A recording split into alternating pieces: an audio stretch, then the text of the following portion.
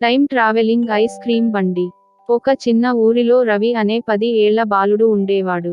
అతనికి ice cream అంటే విపరీతమైన ఇష్టం.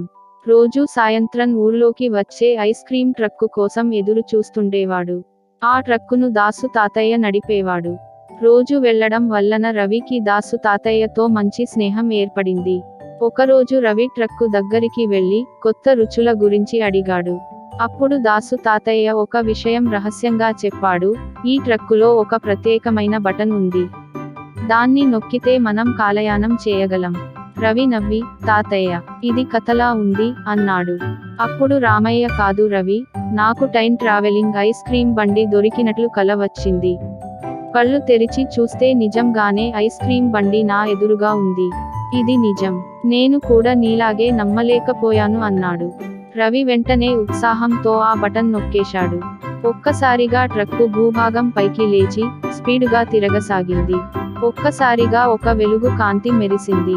ఒక్కసారిగా రవి తేరుకుని చూస్తే పెద్ద పెద్ద పచ్చిక బయళ్లతో, కొండలతో, పెద్ద పెద్ద చెట్లతో ఓ వింత ప్రపంచంలో ఉన్నట్టు అనిపించింది. ఒక్కసారిగా ఒక డైనోసార్ గర్జిస్తూ రవివైపు పరుగెత్తింది. భయంతో రవి వెంటనే ఐస్ క్రీం కప్పును తీసివేయగా ఆ డైనోసార్ వాసన చూసి హాయిగా లాగించేసింది. డైనోసార్ కు కూడా ఐస్ క్రీం అంటే ఇష్టమా అని ఆశ్చర్యపోయాడు రవి. తర్వాత దాసు తాతయ్య మరో బటన్ నొక్కగా ట్రక్కు మళ్లీ గాల్లోకి లేచి భవిష్యత్తులోకి వెళ్లిపోయింది. వారు వచ్చిన ప్రదేశం రోబో నగరం. అక్కడ మనుషుల స్థానంలో రోబోలు ఉండేవారు. ఒక రోబో పిల్లాడు వచ్చింది. హలో, మేము 100 ఏళ్ల తర్వాతి ప్రజలు. ఇక్కడ ఐస్ క్రీం లేనే లేదు అని చెప్పాడు. రవి ఆశ్చర్యపోయి, ఒక్క ఐస్ క్రీం లేకుండా ఎలా బతుకుతారు అని అడిగాడు.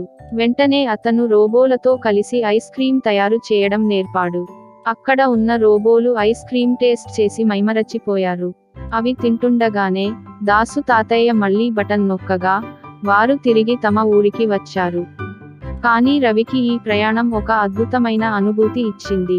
ఇకపై ప్రతిరోజు ఐస్ క్రీం బండిలో కొత్త ప్రయాణాల గురించి కలలు కనసాగాడు.